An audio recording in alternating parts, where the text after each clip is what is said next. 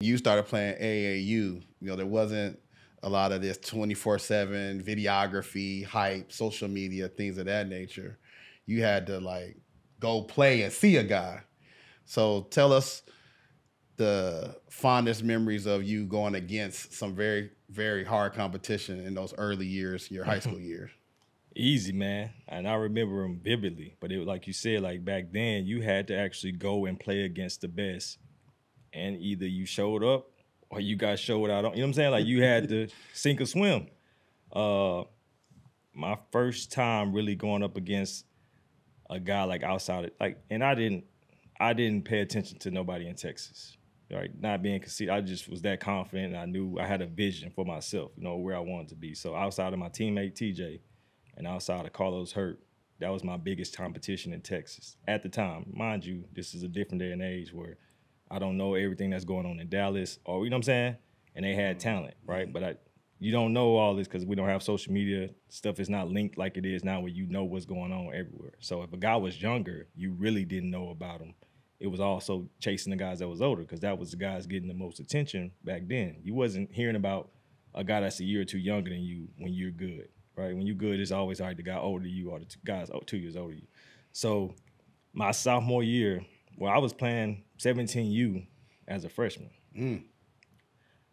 At that time, you had guys like Deshaun Stevenson, right? Had to match up against him. I don't know if y'all ever seen Deshaun Stevenson in person, but he was a man child. He was a man. He was a man child, like 6'5", probably 215 as a senior, junior in high school. I'm a freshman. I'm probably 6'1", 160 pounds. Soaking wet. Soaking wet, you know what I'm saying? So that was the introduction. Seeing guys like DeMar Johnson, right? Legit 6'9", shooting guard. Right? Cold with it. I'm a freshman. I'm a rising sophomore going up against these future NBA players in McDonald's. You know what I'm saying? This is my introduction into like top level basketball. Kenny Satterfield. Like you know what I'm saying? And kids nowadays, I took my lumps, right? That was a growth. Reese Gaines, I don't know if y'all know Reese Gaines. Yeah. Like I've had plenty of battles against the better older talent that I had to go and show up and hold my own and earn my stripes to get my name. So it's much different now because these kids, they don't take them lumps like that, right? They're playing, if I'm good at 14, I'm playing my age group. And it just continues for the most part for most kids until they get to 17U.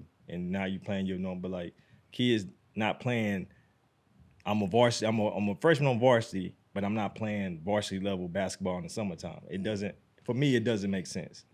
I get the business part of it, right? So you got all the levels now because it's making the money. But from a growing the game standpoint, when you're supposed to be good, then you need to be playing at the best level you can be playing at.